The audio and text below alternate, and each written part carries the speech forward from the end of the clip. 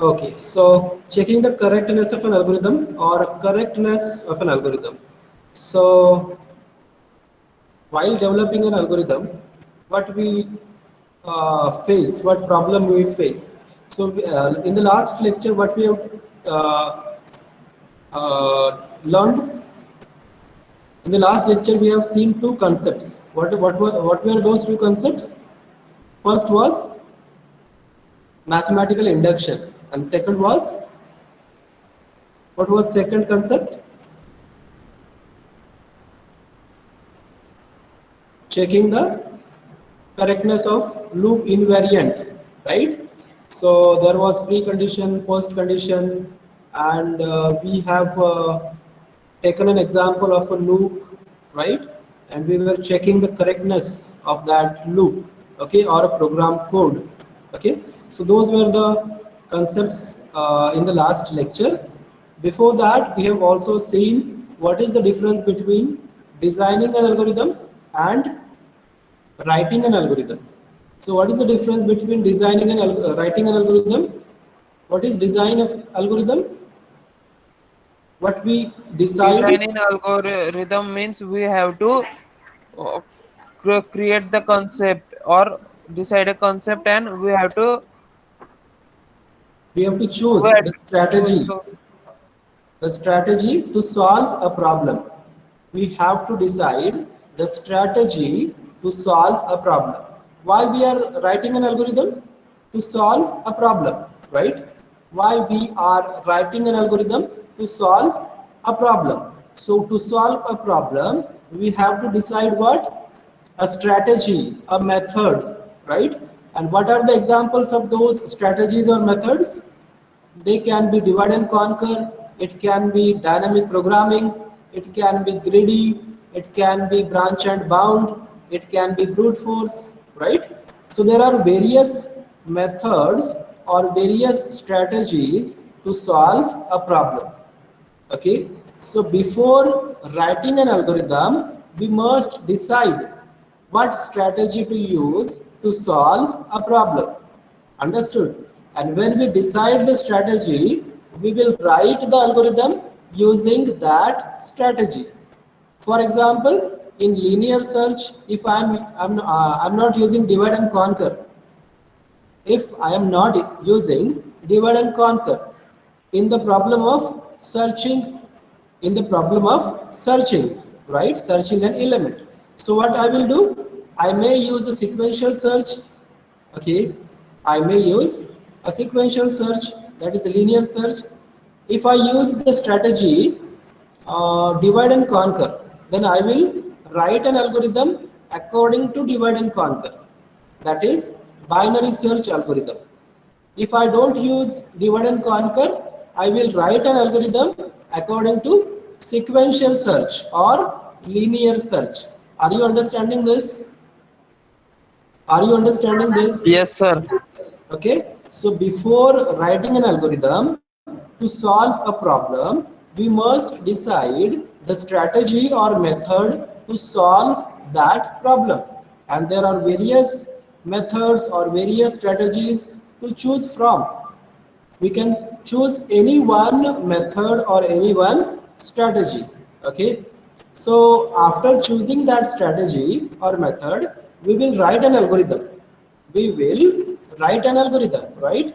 So after writing an algorithm, we must check, whether that algorithm is correct or not, whether that algorithm is correct or not. So how to check the correctness of an algorithm and why to check? Okay, how to check and why? Why there is a need to check the correctness? Can somebody tell me? Can somebody tell me why we should check the correctness of an algorithm? Algorithm should give us the right output.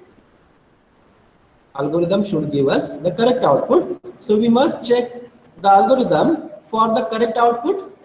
That is one thing, right? Any other answer why we should check the algorithm for correctness? One is for to get the expected output or to get the correct output. Any other reason? Any other reason? Algorithm should respond properly on wrong input. Yeah, if we apply the wrong input, it should tell us that the input applied is a wrong input that cannot be processed further. Okay, so it should do what? Exception handling. It should also do what? Exception handling, right? Any other reason? Any other reason? Algorithm should not go in the algorithm should not generate the logical errors. Yeah, if there are logical errors, what are logical errors? The logical errors will cause algorithm to generate wrong output or unexpected output, or it may cause the algorithm to terminate incorrectly. Okay, it may cause the algorithm to terminate incorrectly. Okay, so these are some reasons. Any other reasons from any other students? Algorithm means what? A software, right? Algorithm is nothing but a software. You can imagine algorithm Algorithm as a should software. not go in the infinite loop. Yeah, that again comes under a logical error. That also comes under a logical error. Okay. Any other reason? I'm giving you the hint. I'm giving you the hint that algorithm is nothing but a software.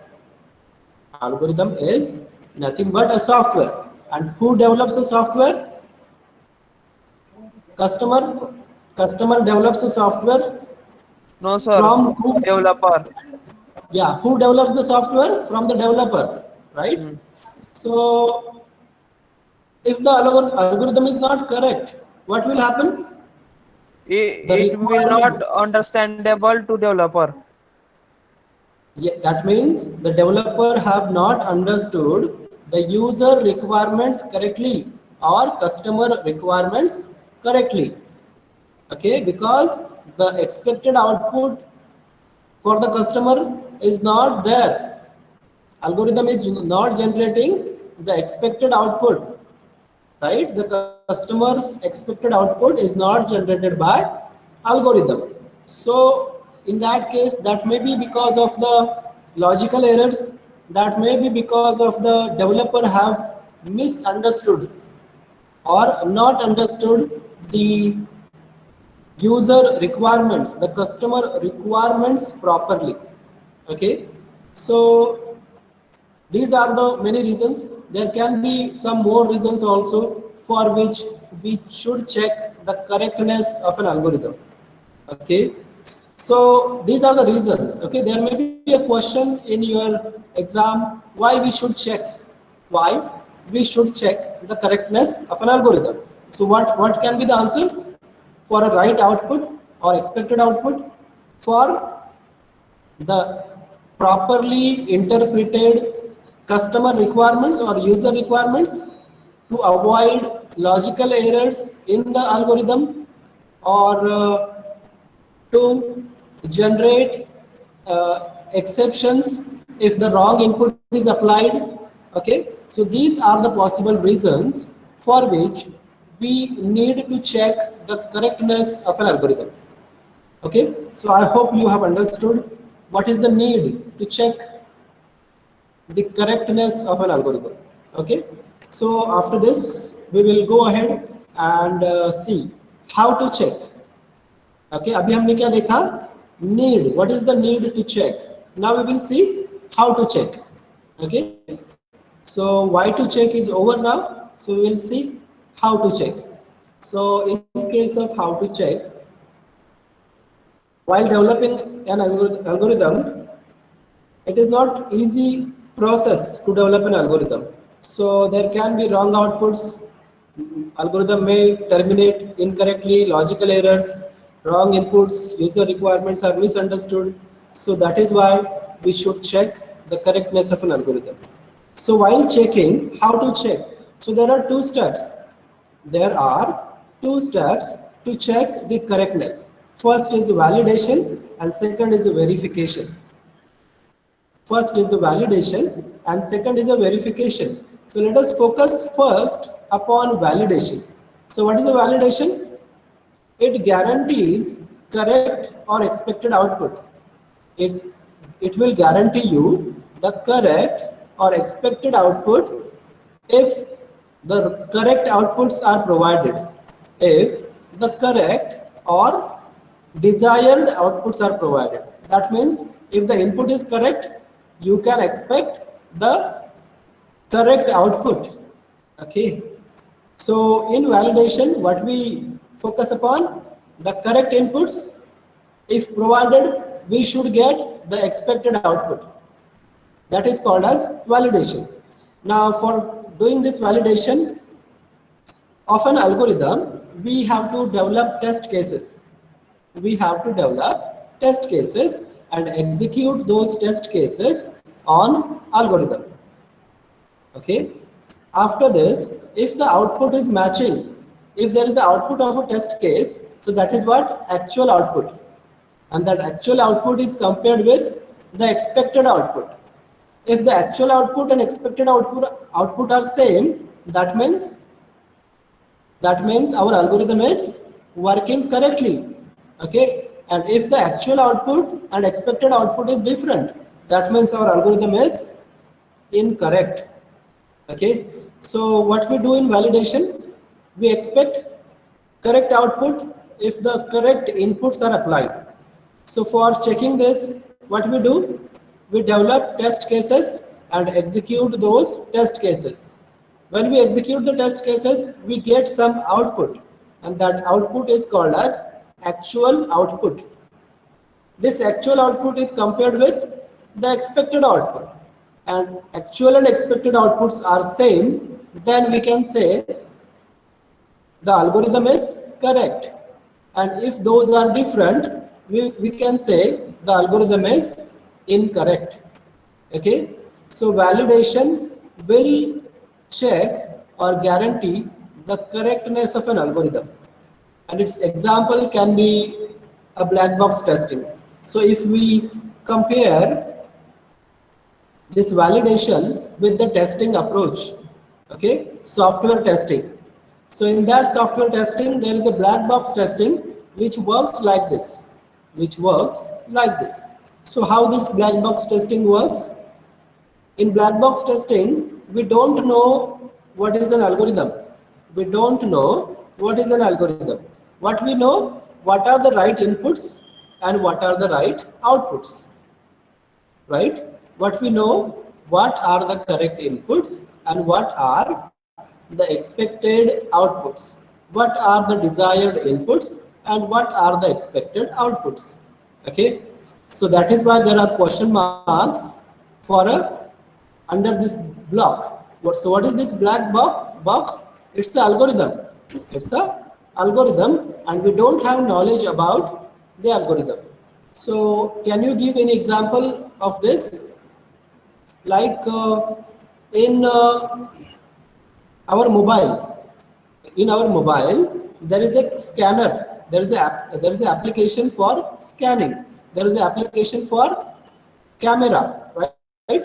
So do we have the knowledge of that camera's program or algorithm? Do we have the knowledge of that scanner's program or algorithm? No. But what we have the knowledge, that if we apply or if we start that camera and click on a button, so that will capture the front image, and that image, after capturing, it will produce an output image which we can save or share. Okay, similarly for cam scanner, we don't know what is the program, what is the algorithm written for that cam scanner. Okay, but what we know, that what is the input for that scanner is a document to in front of that scanner. Okay, and what outputs it generates? It generates a PDF copy of that document. Okay, so this is called as a validation. a validation of an algorithm, in which we don't know an algorithm, but we know what are the desired inputs, what are the desired or correct inputs, and what are the expected outputs. Okay.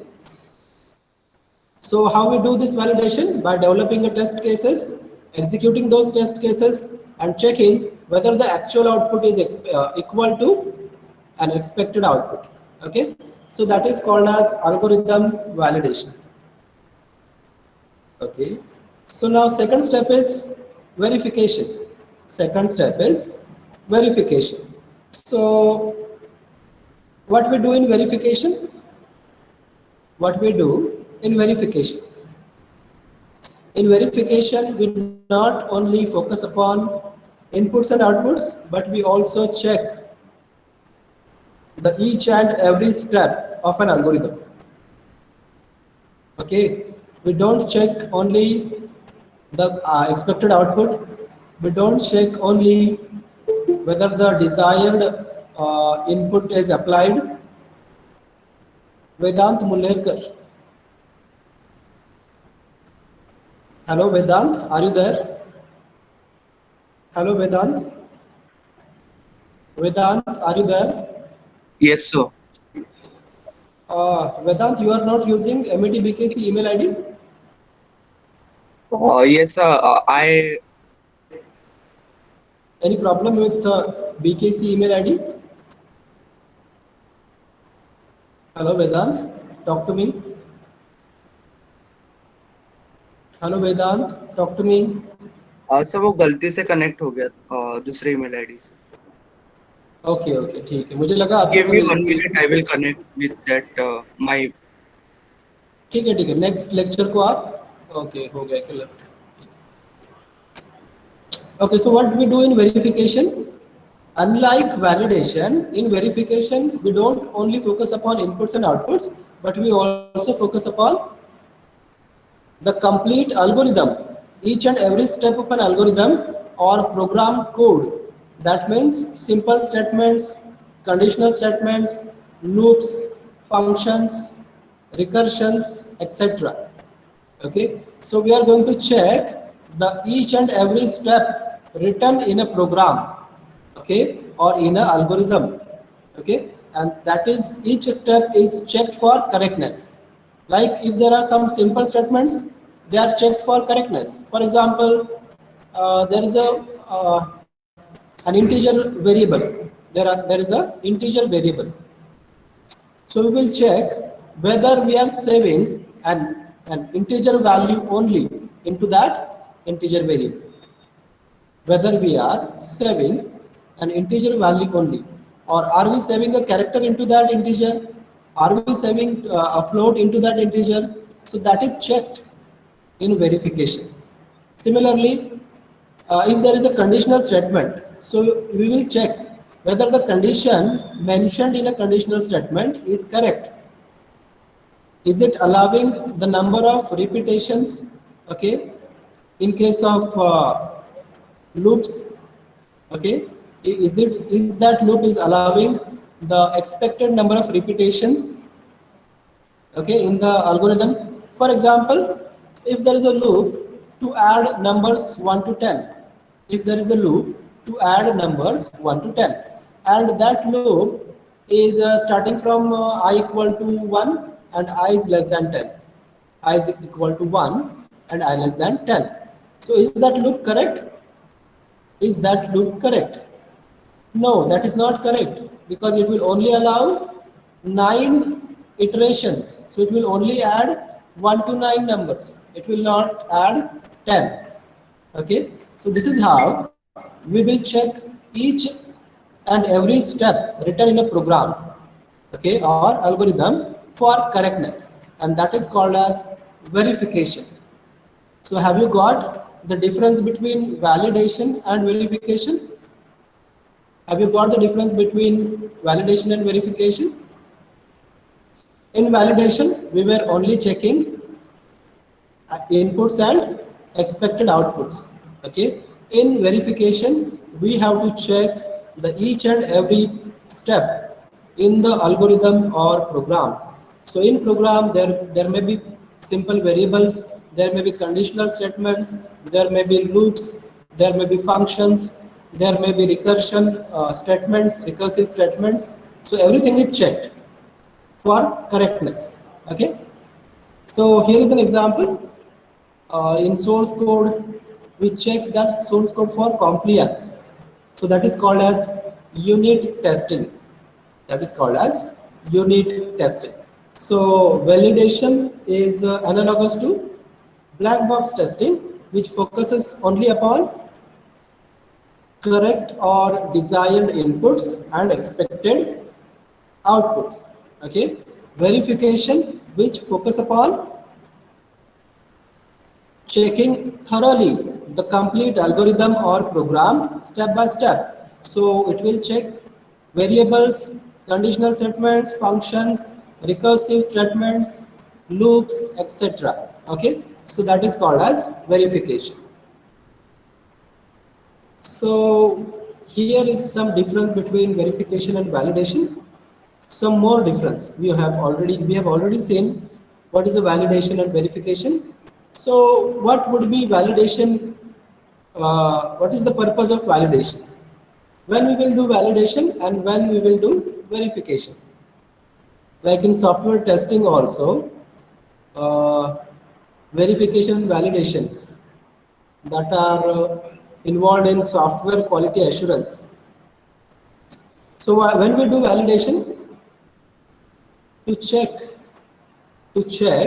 whether the given algorithm or software is satisfying or meeting the user requirements, because in that we have to check what are the inputs suggested by customer, right, and what are the expected outputs for customer.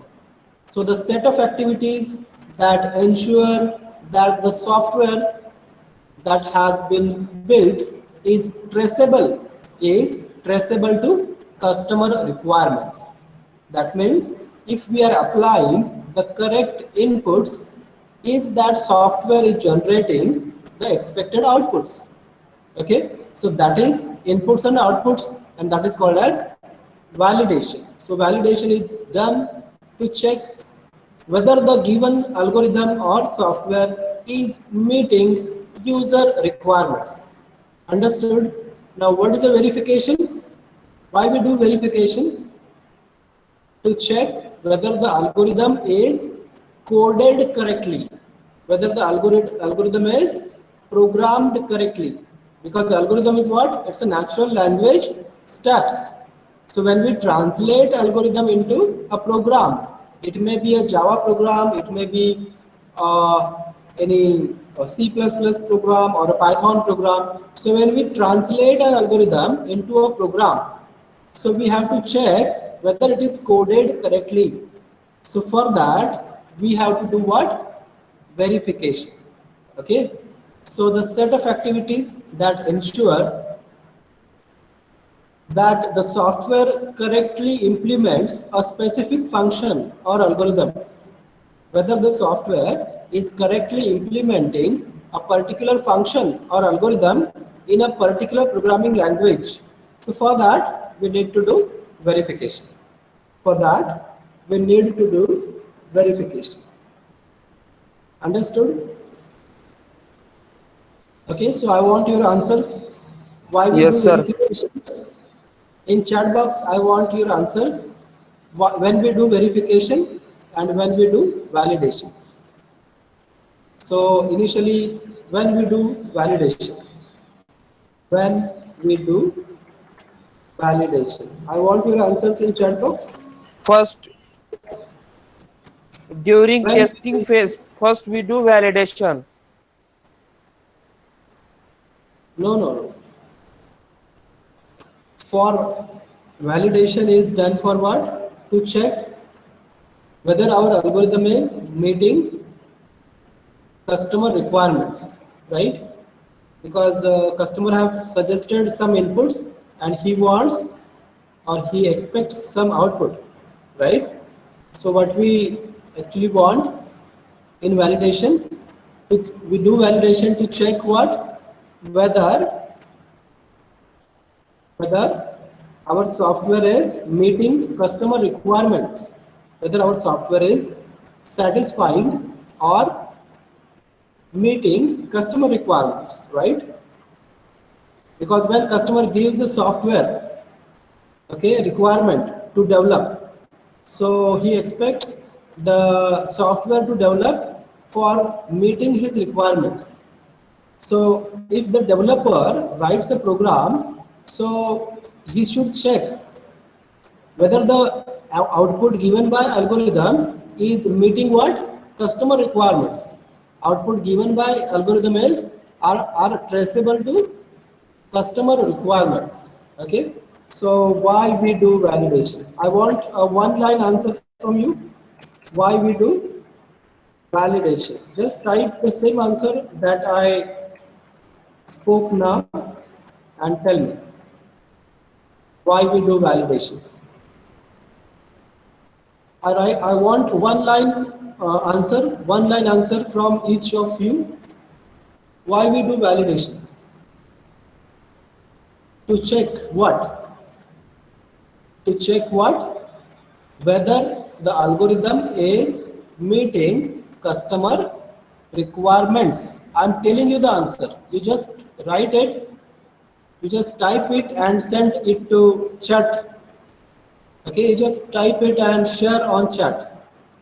Why we do validation? To check whether customer requirements are met or not, right? To check whether the algorithm written or the software developed is meeting customer requirements. Okay, and for that we check only what? We check software only for the correct inputs and correct expected outputs, to check whether customer requirements are met by the software.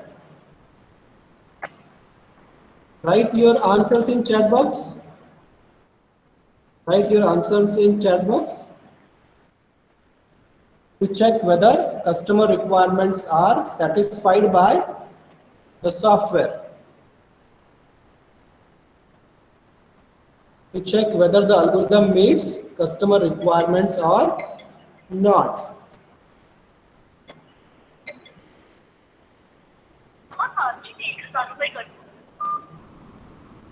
To check whether customer requirements are met by software, or whether the software is meeting the customer requirements. Okay, so there are some answers we got here. Now I want to know why we do verification. Why we do verification? So why we do verification? Why we do verification? So to check what? The algorithm is coded correctly, right? Why we do verification?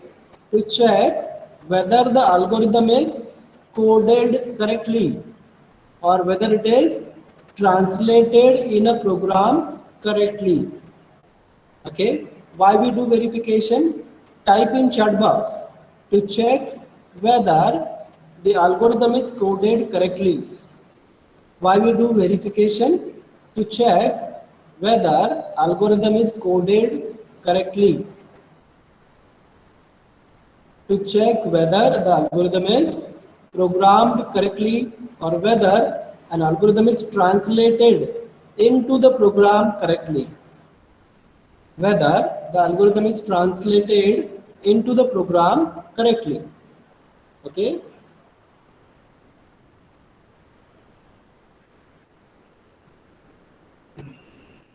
So in validation, we check only inputs and outputs, and in verification, we check each and every step of the program. That is simple variables, then structures, classes, functions, conditional statements, loops, recursions, everything. Okay. Okay. So thank you for your answers. We got some answers in chat box about verification and validation. So let us move ahead now. So while doing this algorithm verification, now there is a need of mathematical induction. So that is why we have learned in the last lecture what is a mathematical induction. So are you, do you remember that mathematical induction? Do you remember mathematical induction? What are the steps in mathematical induction? First step is a hypothesis, right? Introducing hypothesis, right? Writing an hypothesis, that is a statement whether a particular statement is true. Okay. After that, there is an induction base. In induction base, we prove the hypothesis for some initial value or a set of values. Okay, that is step number 2, induction base. And step 3 is induction step. In that, we assume that the hypothesis is true for P of k, then it must also be true for P of k plus 1. Okay, if the hypothesis is true for a value k, it should also true for k plus 1. Okay, so that is a mathematical induction, and this is one example how we prove in mathematical induction. So S be a conjuncture, okay, involving a positive integer n. S is true for all positive integers if the following conditions hold, and S is true for, if the S is true for n equal to 1, then we assume that S is true for n equal to k, and if it is true for n equal to k, then it should also be true for n equal to k plus 1. So this mathematical induction is used in verification. So what we do in verification, we verify the program codes. Suppose there is a loop, for loop or while loop.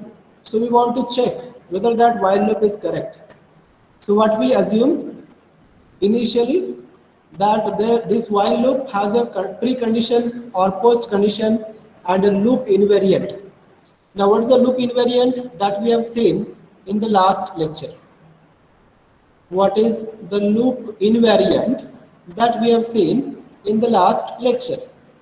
Okay, so in the last lecture we have seen that how to find out loop invariant, because that remains true before execution of the loop, after execution of the loop, and during each iteration of the loop.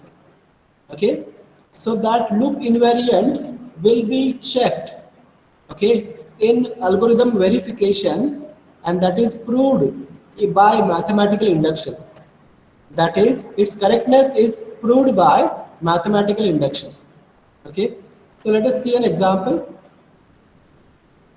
So here S of 3 is equal to, it's a formula, okay, it's a formula which we are going to prove by mathematical induction. So what is that formula says? If we write a number in this S, okay, S is a function.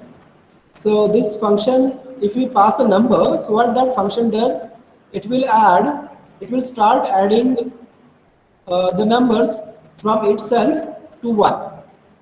It will start adding numbers from the argument value to 1. So if S of 3 is there, then it will add 3 plus 2 plus 1. If S of 2 is there, then it will add 2 plus 1. If it is S of 5, then it will add 5 plus 4 plus 3 plus 2 plus 1. Okay, understood? So this is a function. Okay, so what is the value of S of 3? It's 3 plus 2, 5, 5 plus 1, 6. Okay, what will be value of S of 2? Reply me in chat box. What will be S of 2 equal to how much? S of 2 equal to how much? Reply me in chat box. I'm waiting for the answer. S of 3 is what? 3 plus 2 plus 1. Then S of 2 will be 2 plus 1, right? So it's 3. Okay. Okay. What will be S of 5? S of 5 equal to what? It will be S of 5 is what? 5 plus 4 plus 3 plus 2 plus 1. So what is that? 5 plus 4, 9, 9 plus 3, 12, 12 plus 2, 14, and it's 15. Okay. So I hope you have understood the formula. Okay. So this formula is can also be written as S of n equal to n plus 1 into n by 2. Okay. This formula can be written as n plus 1 into n by 2. Okay. So this is an induction hypothesis. This is what? Induction hypothesis, and it is labeled by A. We name it as A, this formula. Okay. So let us prove it using some initial value. So let us say n equal to 1. What is the initial value? N equal to 1. Okay. So S of 1. Okay. What is S of 1? N plus 1, right? N plus 1. So n is 1. So 1 plus 1 into 1 by 2 equal to, what is it? 2 into 1 is 2. 2 by 2 is 1. So S of 1 is 1. So according to our formula also, S of 1 is 1. So this is how we have proved induction hypothesis, that this formula n plus 1 into n by 2 is true for this function. Which function? This. S of 3 equal to 3 plus 2 plus 1. So we have generalized this function by n, by making it, the value n. Okay, and we have proved it for some initial value. Now we want to prove it for all the values. That is called as induction step. So if it is true for S of 1, and if we say k equal to 1, so if S of k is true, S of k plus 1 should also be true. So what is that? S of n plus 1. So in formula A, okay, the formula which we labeled as A, वहाँ पे क्या है? n है. So आप n के जगह पे क्या put करो? n plus 1. So if we put n plus 1 at the place of n, what we get? S of n plus 1 equal to n plus 1 plus 1 into n plus 1 divided by 2. Do you understand? यहाँ पे जो हमने formula लिखा है A, okay, ऊपर induction hypothesis में, उसमें आपको क्या करना है? n को रिप्लेस करना है बाय n प्लस 1. ओके. सो जब हमने रिप्लेस किया तो हमको क्या मिला? S of n plus 1 equal to n plus 1 plus 1 into n plus 1 by 2. Okay. So इसको अगर हम थोड़ा एडिशन वगैरह करेंगे तो कैसा दिखेगा वो? It's n plus 2 into n plus 1 divided by 2, and label it as B. Label it as B. तो आपको प्रूफ क्या करना है? इस B को प्रूफ करना है. What we want to prove? This B. So let us prove now. So just remember this A and this B. So let us prove this B, because if the formula is true for S of n, it should also be true for S of n plus 1. So let us prove this. So here, what we have here, S of n plus 1. So this S of n plus 1 equal to, अभी यहाँ पे हमने proof करने के लिए हमको क्या proof करना है? ये, okay, n plus 2 into n plus 1 by 2. But if you see here, okay, when we write S of 3, so that is written as s of 2 plus 3. How? If we write s of 1, okay, and s of 2 is written as s of 1 plus 2 plus 3. Okay, how?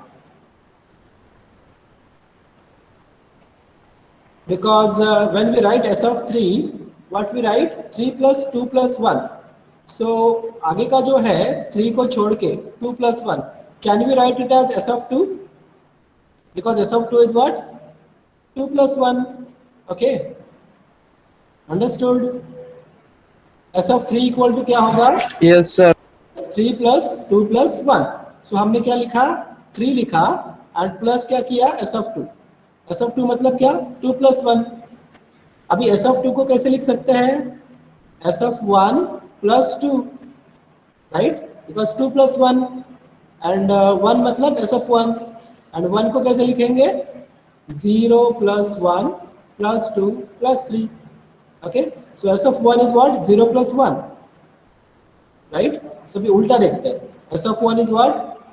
0 plus 1. Okay, s of 2 क्या हो रहा है? s of 2 क्या हो रहा है? देखो, s of 1 plus 2, right? and s of 3 क्या हो रहा है? s of 3 s of 2 plus 1. मतलब अगर आपको s of 3 चाहिए तो आपको क्या करना पड़ेगा? s of 3 minus 1, that is 2 plus 3. Okay, तो अगर मुझे s of n plus 1 को लिखना है तो मैं कैसे लिख सकता हूँ? s of n plus n plus 1. Can I write this? Can I write this? If I can write s of 3 equal to s of 2 plus 3. Okay, so s of n plus 1 equal to s of n plus n plus 1. Can I write this? Can I write this? I want answers. Do you understand this first statement? Do you understand this first Yes, statement? sir. We can write. Okay, so when we write this, so let us now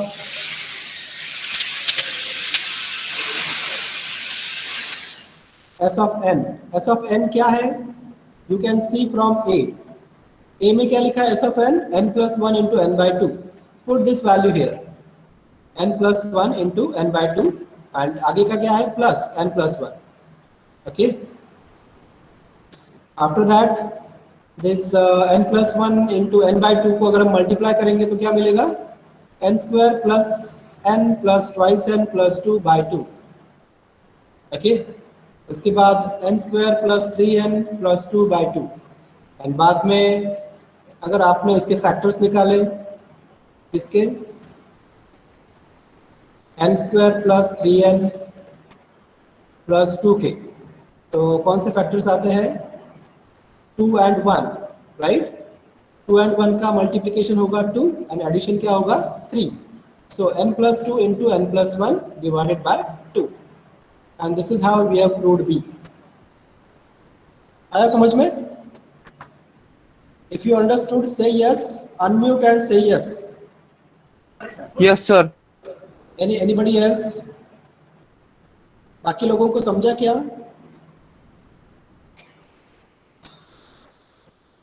simple mathematics है यहाँ पे. ये mathematical induction है तो mathematics है उसमें, simple. आया समझ में किसी बाकी लोगों को? Yes, sir. Except Kritik. Others are understanding? Okay, thank you.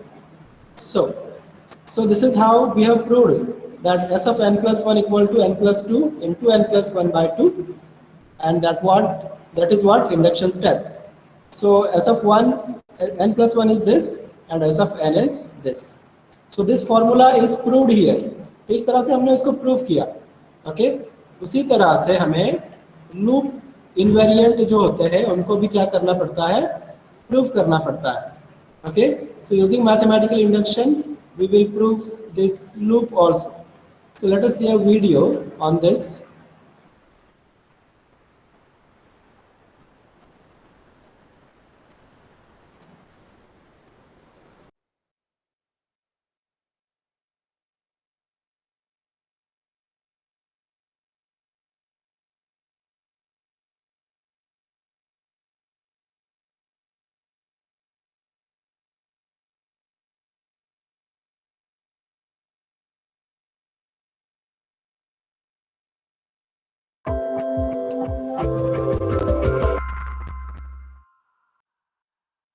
This function receives an array of integers and returns the greatest value found in the array. The question here is, can we say that this function is correct? For the sake of discussion, let's assume that the array is non-null and that it contains at least one element. So is this function correct? Well, obviously it is. But alright, only this time, let's... Is the video visible and audible? Yes, sir, it's visible and audible. Okay, thank you. So enjoy the video.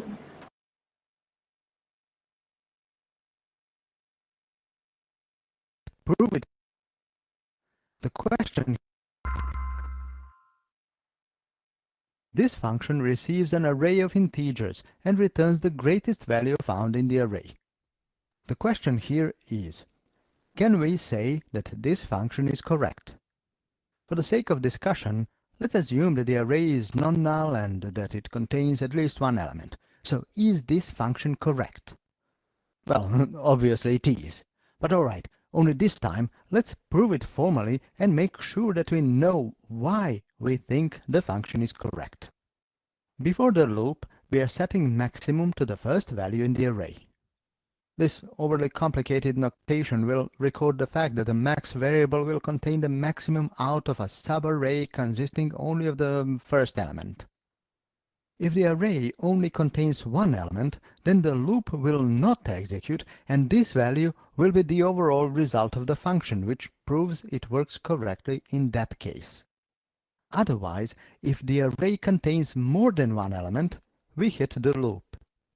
This is the place where we define so-called loop invariant. That is a condition which must hold true during entire execution of the loop. Loop invariant here is that for any given value I, variable named max will contain maximum of elements with indexes smaller than I. We are proving that the loop invariant is always true by induction. When we enter the loop for the first time, loop variable will have value 1, and indeed max variable will be set to the first element of the array, which is the greatest one this far. Now we need to prove that the invariant will hold at the end of the loop iteration. For any value of I, we hit this inner if instruction. If value at position I is greater than max, then max assumes new value, making max variable the maximum of all elements this far. Otherwise, if current value is not greater than max, value of the max variable will not change. Either way, when loop variable steps to the next value, the max variable will reflect the maximum of all values at positions 0 through index I inclusive. We have just proven that the loop invariant will hold when the next iteration is initiated. And by inductive reasoning, we conclude that when a loop terminates and the loop variable reaches the length of the array, variable max will indeed contain maximum of values from the entire array. Thus, we have proven that this function will indeed return maximum value from any non-null, non-empty array.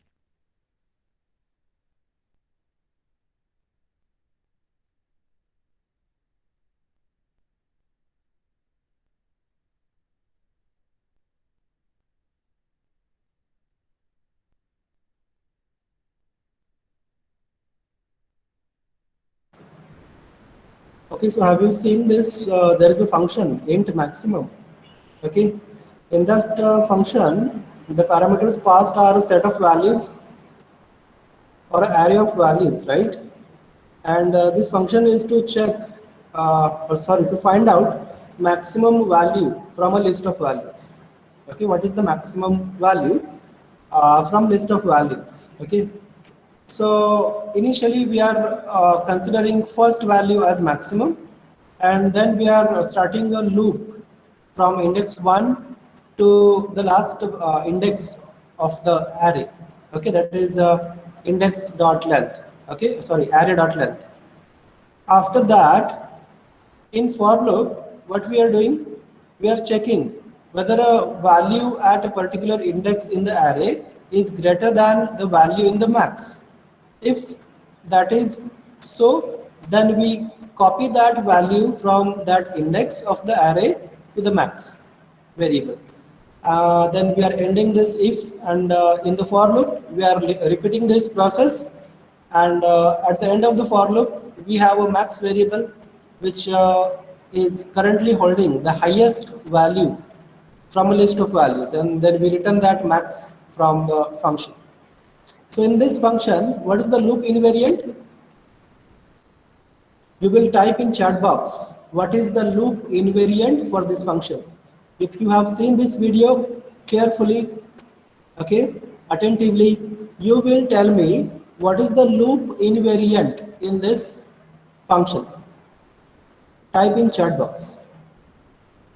What is the loop invariant which will be true before the execution of this for loop, after the execution of for loop, and during each iteration of the for loop. There is a for loop inside function. Can you say this? There is a for loop inside the function. So in that for loop will hold a loop invariant, and that loop invariant is true before execution of the for loop, after execution of the for loop, and during each iteration of the for loop. So I want to know, in the video also they told you what is the loop invariant. So just type in chat box and send it to me or share it with the class. What is the loop invariant?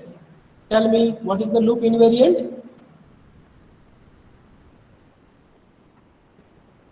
Come on, type in chat box. Type in chat box. Nobody is typing. It is shown in the video also. What is the loop invariant?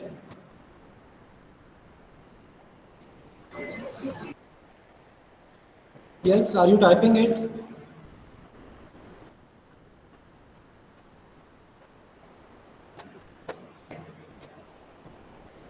क्या होता है loop invariant? क्या है यहाँ पे इस function में? And this is called as verification. Okay, this is called as verification because we are checking what? The algorithm which is translated into a program. We are checking an algorithm which is translated into a program, right, for correctness, and this is called as verification. So today we have seen what is the need of checking the algorithm for correctness, and how to check the algorithm for correctness.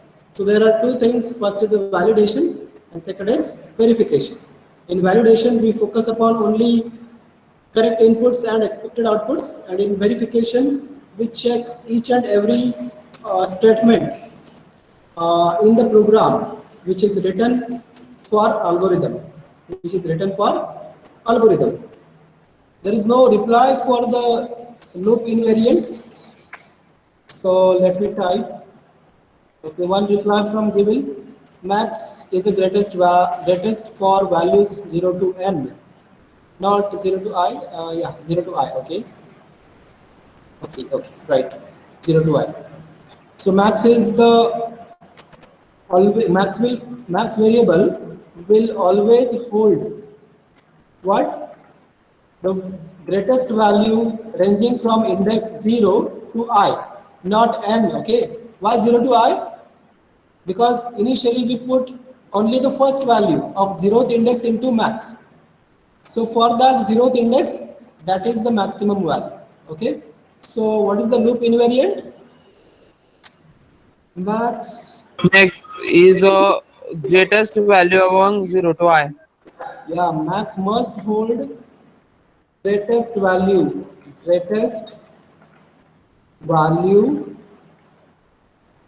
okay, from 0 to I. Okay, मैंने chat box में डाला है, देखो. What will be the loop invariant? Max must hold greatest value from 0 to I. Okay, and this loop invariant is true in the each repetition of for loop, in each iteration of the for loop, as well as before for loop and after for loop termination.